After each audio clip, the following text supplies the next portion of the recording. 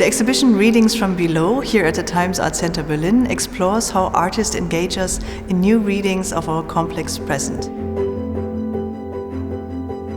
In my research for the exhibition, I was looking at the means, the gestures and the practices that artists use today to approach the now, the present, or their immediate surroundings, and how they make use of everything that's available to them at this point, from the internet to science to historical footage to data and information.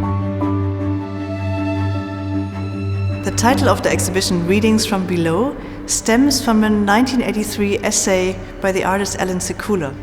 Sekula suggests to read archives from below, from a perspective of solidarity with that suppressed or silenced by the authority of the archive or by its fixed categories.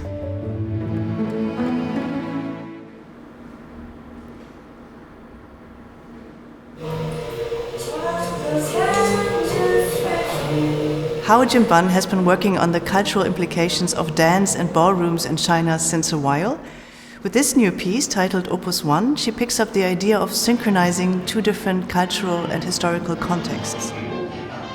Two young dancers discover via the internet the Lindy Hop and other swing dances from the famous 1930s Savoy Ballroom in Harlem. They try out different dance moves and combine them with moves and gestures they pick up in their immediate surroundings in Beijing.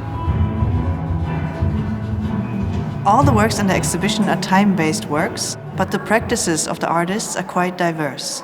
For example, Yao Xing's video piece is made from footage shot by teenagers doing workshops the artist gave in juvenile reform institutes in Hong Kong, Macau, and Japan. The project The Currency is a collaboration between the artist Muskiki Chi Ying, Gregor Kasper, and the hip-hop MC Elom Vince. It features a rap song and an interview with the architect Sename Kofi Akbojinu around the subject of currencies. Can accumulate points by doing things positive for the city. Ideally, the exhibition should work a bit like a polyphonic text. It could be approached entirely through its voices and sounds.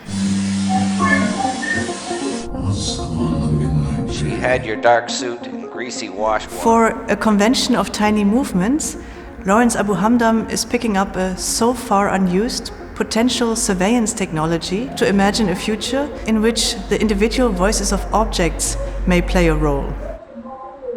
The different speakers in the exhibition play sounds that were recorded at the MIT in Boston with visual microphones that can record sound waves reflected by objects, for example, reflections of voices.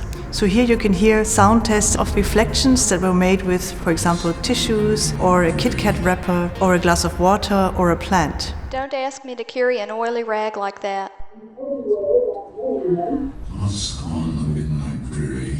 Some reflections on objects are more effective than others. And the accompanying photograph functions a bit like a map.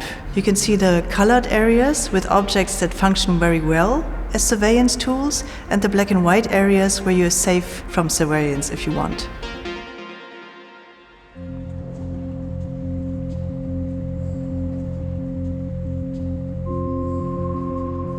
Christine Sun Kim and Thomas Marder have explored American Sign Language in several video performances in the past. For this exhibition, they picked up the same subject, but tried out new formats.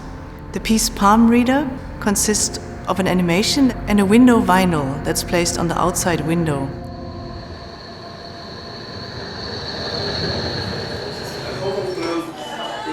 Trentin Nguyen's installation Every Day is the 70s is the artist's take on the refugee crisis in Hong Kong of the 70s to the 90s. On the image level you see newsreel footage on the one side, Hong Kong movies from the 80s and 90s, and also an interview with Paul, a record store owner from Hong Kong.